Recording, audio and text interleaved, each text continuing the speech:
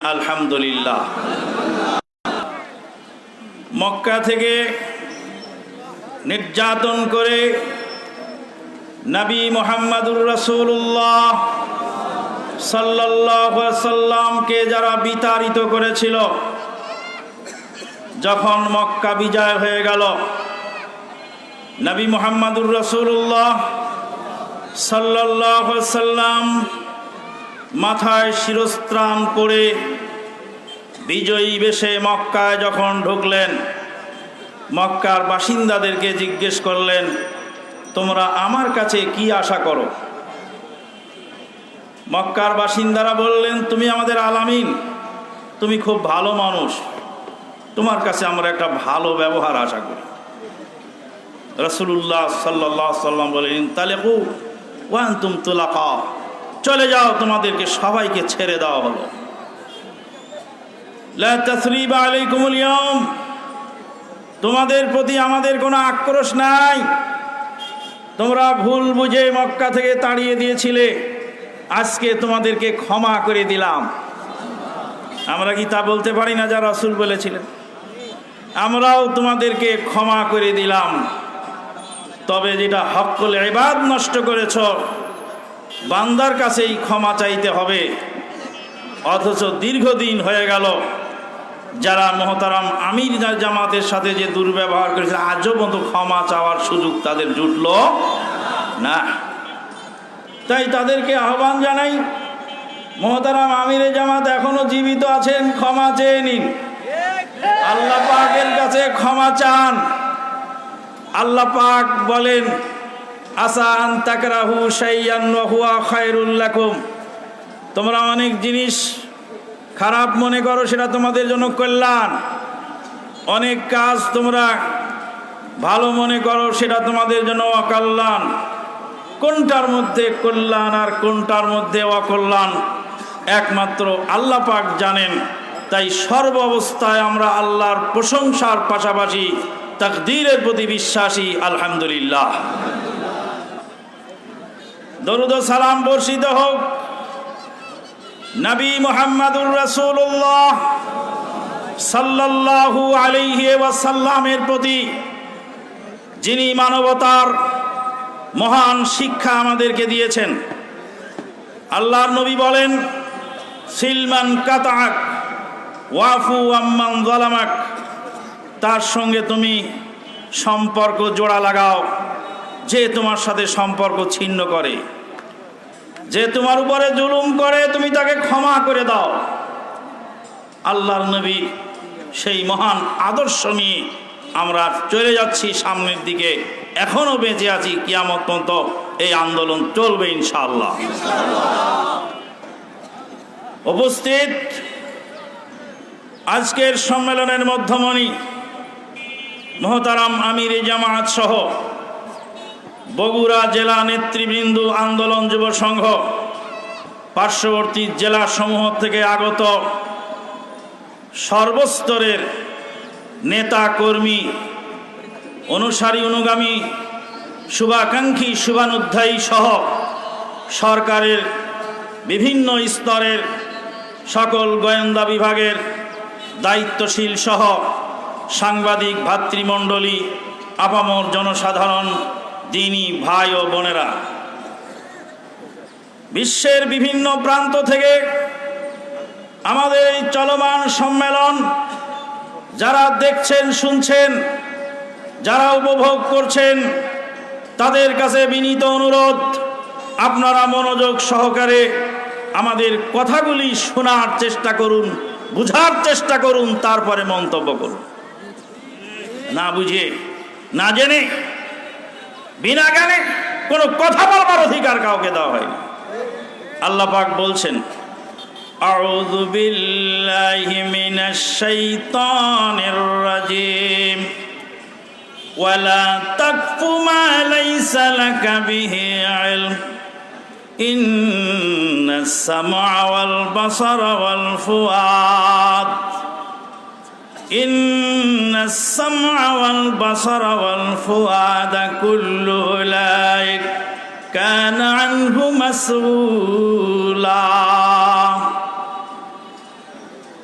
ওয়ালা তাকফু মা লাইসা লাকা বিহি ইলম। আল্লাহ বলেন, হে নবী, যার বিদ্যা তোমার নাই তা তুমি বলো না, যা জানো না তা বলো না। কে বললেন? কাকে বললেন? নবীকে বললেন। ওয়ালা তাকফু মা লাইসা লাকা বিহি ইলম ইন্নাস সামআ ওয়াল বাসারা ওয়াল ফুআদ ইন্নাস সামআ ওয়াল বাসারা ওয়াল ফুআদ কুল্লু উলাইক কানা আনহু মাসউলা। আজকাল ডিজিটাল মুফতি বের হয়েছেন, বলে সুর দিয়ে ওয়াজ করা হারাম।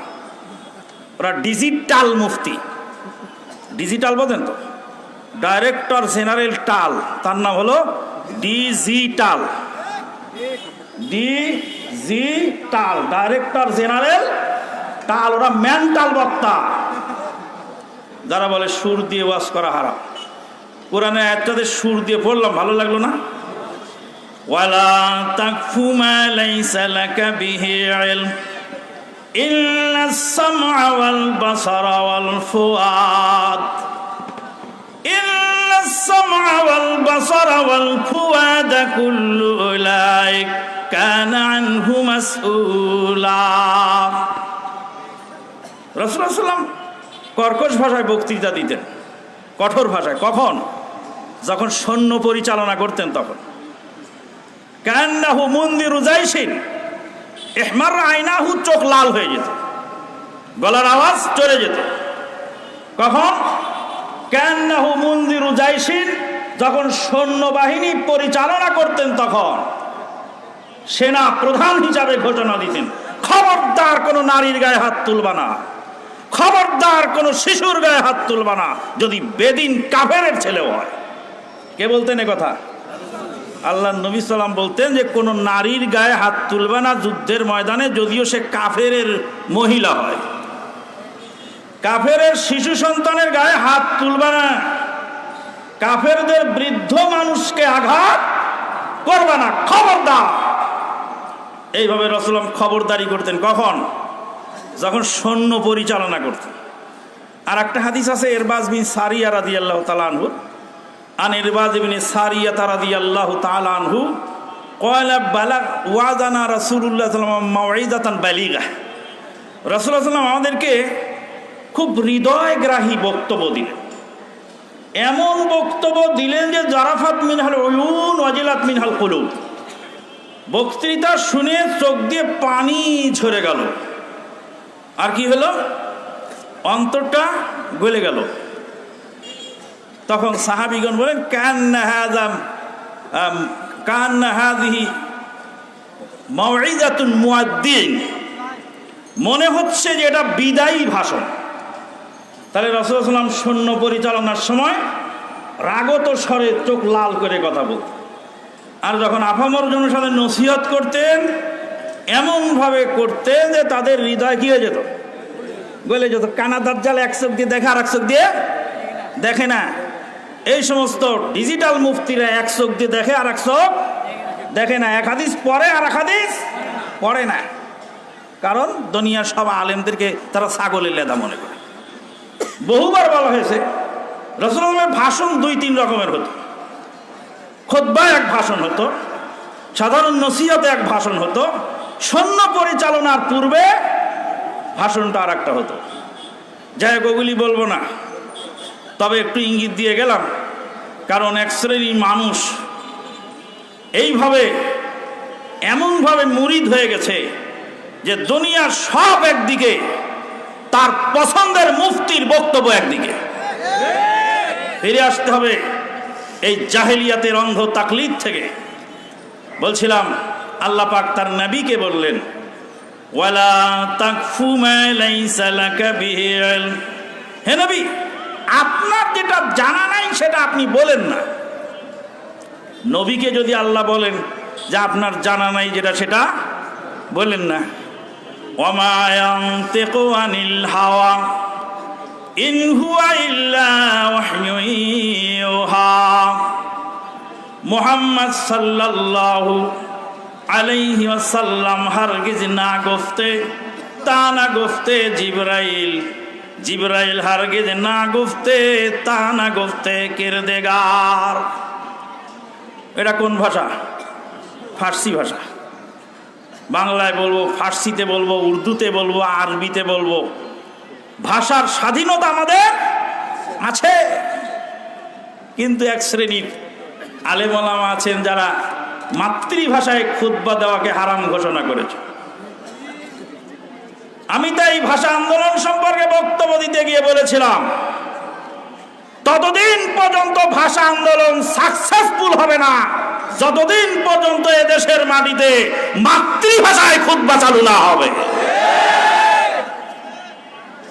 আল্লাহর নবী সাল্লাল্লাহু আলাইহি ওয়াসাল্লাম নিজে থেকে কোনো কথা বলতেন না, তারপরেও আল্লাহ নবী সাল্লাল্লাহু আলাইহি ওয়াসাল্লামকে বললেন।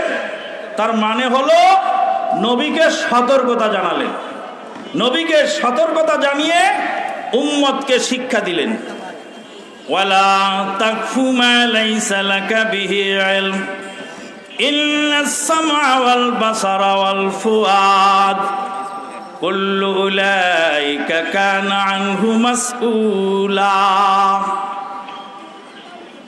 কাজেই আবারও বলছি, আসুন বসুন, শুনুন আমাদের বক্তব্য। আজকের আমার আলোচ্য বিষয় হলো আহলে হাদিস আন্দোলন। দেশ ও জাতির বিরুদ্ধে আহলে হাদিস আন্দোলন সহ দেশ ও জাতির বিরুদ্ধে গভীর ষড়যন্ত্র চলছে। এই দেশকে আফগানিস্তান বানাবার চেষ্টা চলছে, এই দেশকে ফিলিস্তিন বানাবার চেষ্টা চলছে, এই দেশকে কাশ্মীর বানাবার চেষ্টা চলছে, এই দেশকে আলজেরিয়া বানাবার চেষ্টা চলছে। শাইখুল ইসলাম ইমাম ইবনে তাইমিয়া রাহিমাহুল্লাহ বলেন, যারা পুরাতন মাঝি অভিজ্ঞ, তারা আকাশের মেঘ দেখে, বাতাসের বেগ দেখে তারা বুঝতে পারে আজকে প্রলয়কারী ঘূর্ণিঝড় হওয়ার সম্ভাবনা। বহুদিন থেকে সাগরে মাছ ধরে পুরাতন বয়স্ক মাঝি, সেই মাঝি বাতাসের গতিবিধি দেখেই বুঝতে পারে যে আজকে প্রলয়কারী ঘূর্ণিঝড় হওয়ার সম্ভাবনা আছে। আরবি কবি বলছেন, রাইতু ওয়ামিদান নারি ফি রামাদিন কাদ ইয়াকুনু মিনহু যিরামু। রাইতু ওয়ামিদান নার, আমি একটা আগুনের স্ফুলিঙ্গ দেখতে পাচ্ছি ছায়ের গাদার মধ্যে। ছায়ের গাদার মধ্যে একটা আগুনের স্ফুলিঙ্গ দেখতে পাচ্ছি। কাদ ইয়াকুনু মিনহু যিরামু, এই সামান্য ছায়ের গাদার এই আগুন থেকে একটি মহা ক্ষতিকারক একটা অগ্নিকাণ্ড ঘটে যাওয়ার সমূহ সম্ভাবনা আছে। বলছিলাম আহলে হাদিস আন্দোলনের বিরুদ্ধে, দেশ ও জাতির বিরুদ্ধে গভীর ষড়যন্ত্র চলছে। আল্লাহ রাব্বুল আলামিন তাই সূরাতুস সফের মধ্যে বললেন, ইউরিদুনা লিইউতফিউ নূরাল্লাহি বিআফওয়াহিহিম আল্লাহু মুতিম্মু নূরিহি ওয়ালাউ কারিহাল কাফিরুন। ইহুদি নাসারারা চায় আল্লাহর দ্বীনকে মুখের ফুৎকারে নিভিয়ে দিতে। আল্লাহু মুতিম্মু নূরিহি, আল্লাহ পাক তার নূরকে স্থায়িত্ব দান করবেন। ওয়ালাউ কারিহাল কাফিরুন, যদিও কাফেরেরা তা অপছন্দ করে। এটা কোন সূরার আয়াত? সূরাতুস সফ। সূরাতুস সফের আয়াত।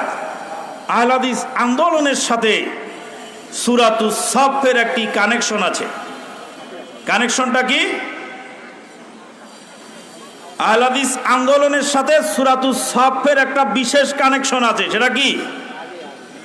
আহলে হাদিস আন্দোলনের নেতা কর্মীদের জন্য এটা সিলেবাসের অন্তর্ভুক্ত।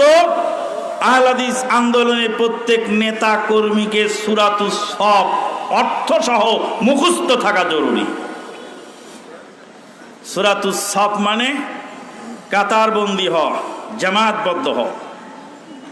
সাফফা ইয়াসুফু সুফুফান, মক্কার ইমাম বলেন সাউ সুফুফাকুম, তোমাদের কাতারকে তোমরা সোজা করো। সফ মানে হলো কাতার বন্দী হওয়া, জামাতবদ্ধ হওয়া।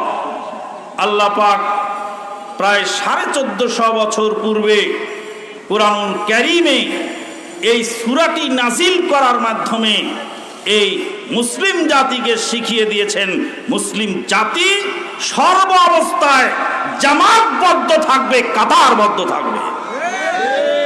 ডিজিটাল মুফতিদের ফতোয়া হলো সংগঠন করা হারাম।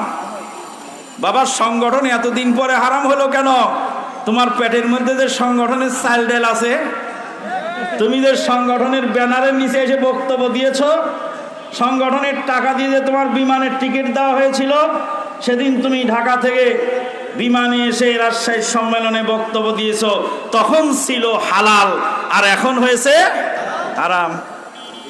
বরিশালের ভাষায় বলতে হবে, নিজের বেলায় বান্যা ভরিস আর পরের বেলায় টান্যা ধরিস।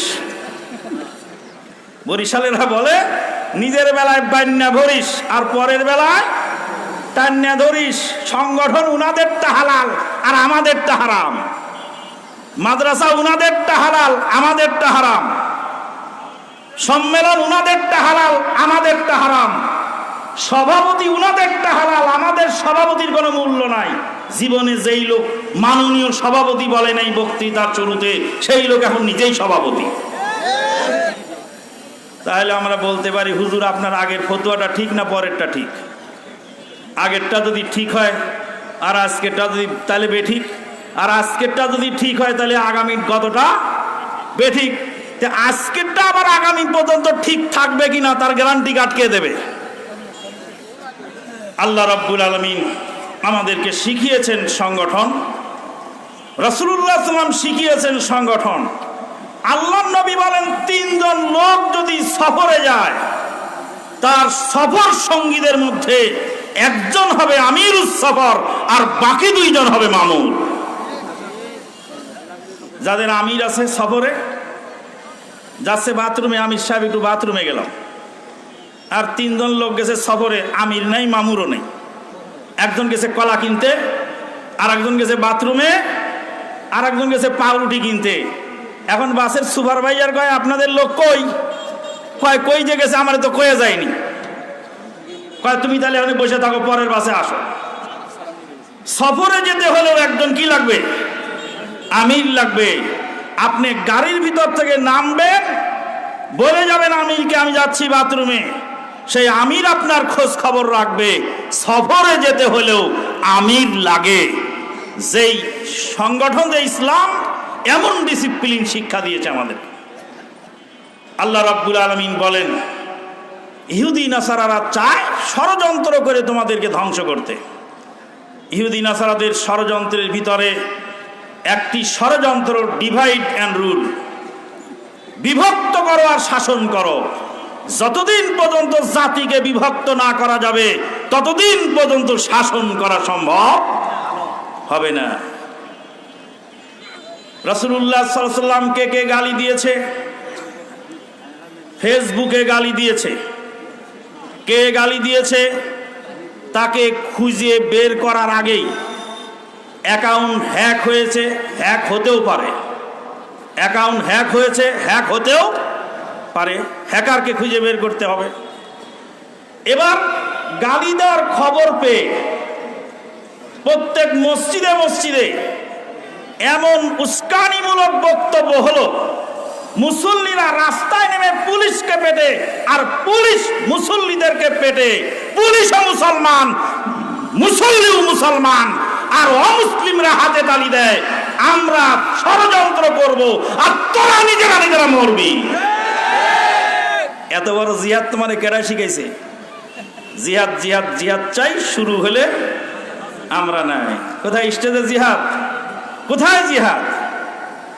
এইভাবে এই উত্তেজনা দিয়ে, সাময়িক উত্তেজনা দিয়ে, সাময়িক নবী প্রেমের মহড়া দিয়ে নবীকে গালি দিয়েছে।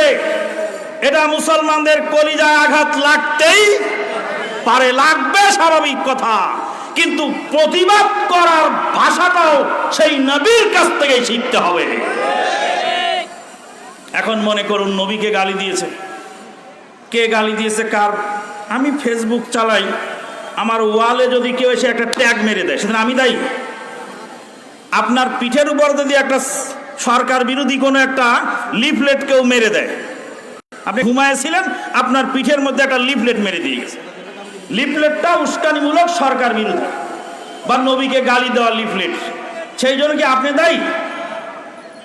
তাহলে আমি আমার মোবাইল রেখে, আমার ফেসবুক রেখে ঘুমিয়ে গেছি, আমার ফেসবুকের ওয়ালে কেউ নবীর বিরুদ্ধে গালি দেওয়া ট্যাগ দিয়েছে আমাকে, সেই জন্য কি আমি দায়ী? কে ট্যাগ দিল, কেন দিল, কিভাবে দিল, এটা তদন্ত করে খুঁজে বার করার দায়িত্ব গোয়েন্দা সংস্থার। এর দায়ভারের বিচার করার দায়িত্ব সরকারের। আমার দায়িত্ব কি? আমার দায়িত্ব হলো সদাশয় সরকারের কাছে বিনীতভাবে অনুরোধ রাখা। অনুরোধই বা রাখবো কেন? সরকারও তো মুসলিম, সরকারেরও তো কলিজা আঘাত লাগার কথা, অবশ্যই লেগে থাকবে যদি তিনি প্রকৃত মুসলিম হয়ে থাকেন। তাহলে সেক্ষেত্রে আমি বলবো, এই গালি দেওয়া লোককে খুঁজে বের করুন। স্মারকলিপি দিলাম, থানায় জানালাম, তাদেরকে স্মারকলিপি দিলাম, বিভিন্ন অফিসে, গোয়েন্দা সংস্থায়, পুলিশ অফিসারদের কাছে, প্রশাসনের কাছে, সিভিল প্রশাসন, ডিফেন্সের লোক, সর্বস্তরে আমরা জানিয়ে দিলাম যে এই অ্যাকাউন্টে এটা পাওয়া গেছে, কে বা কারা করেছে যথাযথ বিচার আপনারা করুন। এরপরে যদি বিচার সরকার না করেন তাহলে ওমা আলাইনা ইল্লাল বালাগ, ওমা আলাইনা ইল্লাল বালাগ। একজন ইহুদি এসে রাসূলুল্লাহ সাল্লাল্লাহু আলাইহি ওয়াসাল্লামের জামা টেনে ধরলেন, কোন বর্ণনায় জামা টেনে ধরলেন, জামা টেনে ধরলেন। ওমরে ফারুক রাদিয়াল্লাহু তাআলা রেগে গেলেন মারার জন্য। আল্লাহর নবী বললেন, থামো ওমর, থামো, ওকে বুঝতে দাও, ওকে বলো পাওনা টাকা ভদ্রতার সাথে চেয়ে নাও, আর আমাকে বলো পাওনা টাকাটা পরিশোধ করুন, তুমি ওকে মারতে যাচ্ছ কেন? নবী সাল্লাল্লাহু আলাইহি সাল্লাম প্রতিবাদেরও ভাষা শিখিয়েছেন। এবার যারাই করে থাকুক, আমরা তো মনে করব কোনো মুসলিমের দ্বারা নবীকে গালি দেওয়ার কাজ হয় নাই। একজন মদখোর মুসলমান, একজন মাতাল মুসলমান, একজন জুয়াচ্চর মুসলমান রাসূলকে ভালোবাসে, কাজেই রাসূলকে গালি দেওয়ার কাজ কোনো মুসলমান করে নাই।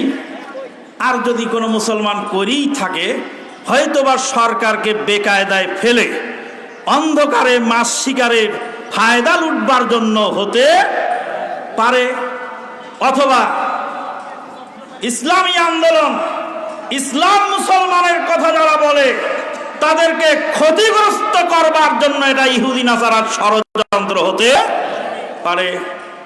পুলিশকে আমার ভাই নয়? পুলিশকে আমার ভাই নয়? তার মধ্যে কি আমার মামু খালু নাই? পুলিশের মধ্যে তাহাজ্জুদ গুজার নাই?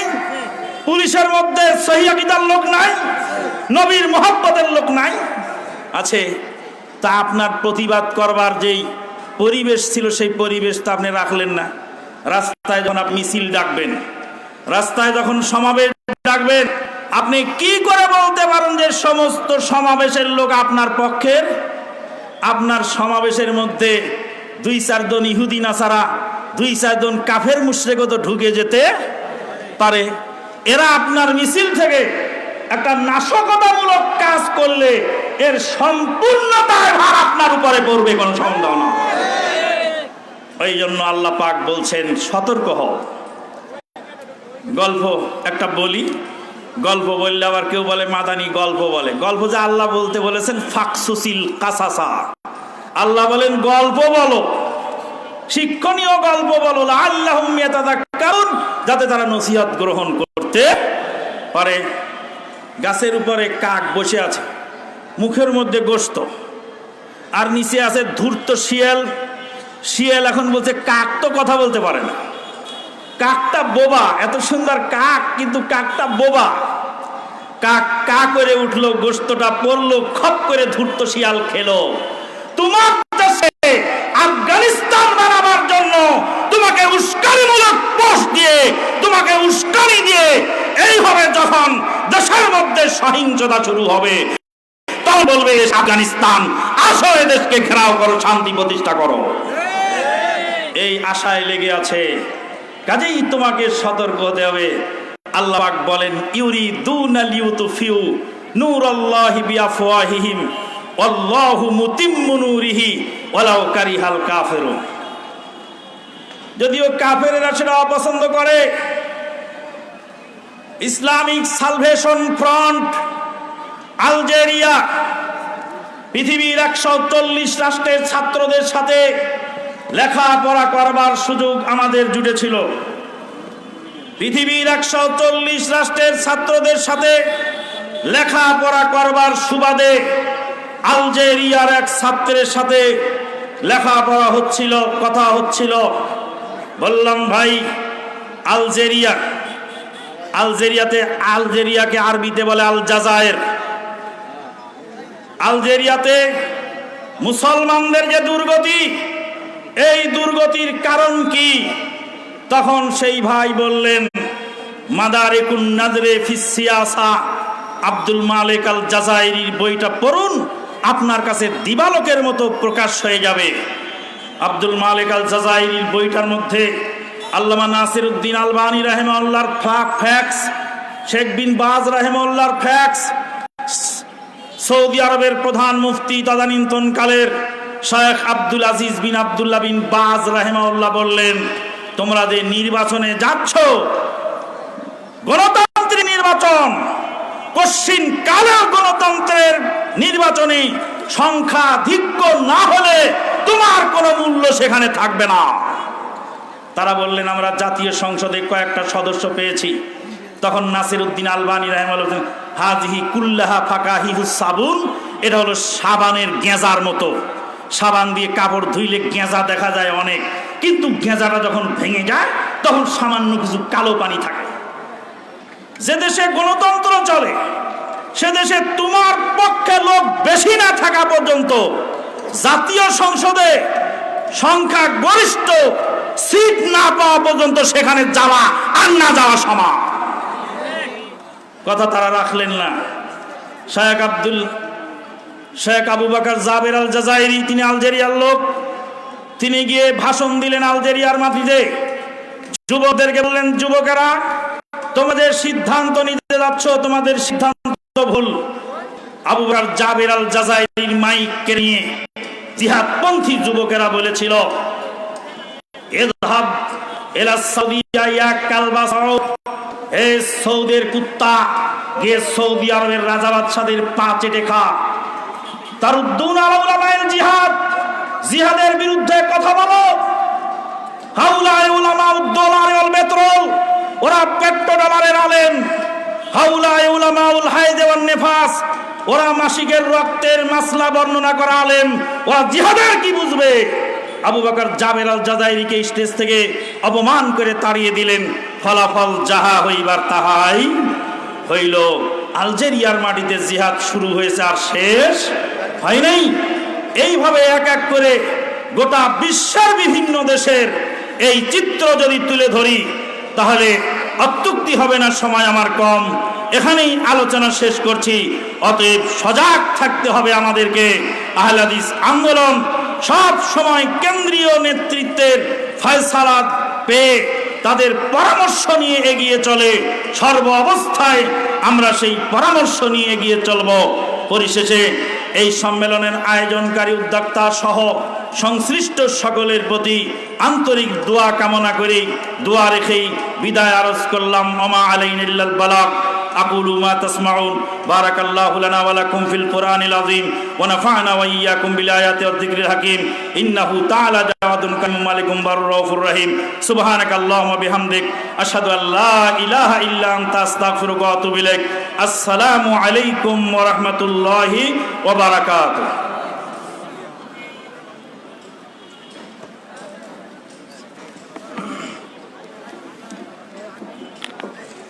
আলহামদুলিল্লাহ। সম্মানিত উপস্থিতি, এ পর্যায়ে বক্তব্য নিয়ে আসছেন আহলে হাদিস আন্দোলন বাংলাদেশ নারায়ণগঞ্জ জেলার সম্মানিত সভাপতি মাওলানা শফিকুল ইসলাম তার বক্তব্যের বিষয় তাওহীদ বনাম শিরক।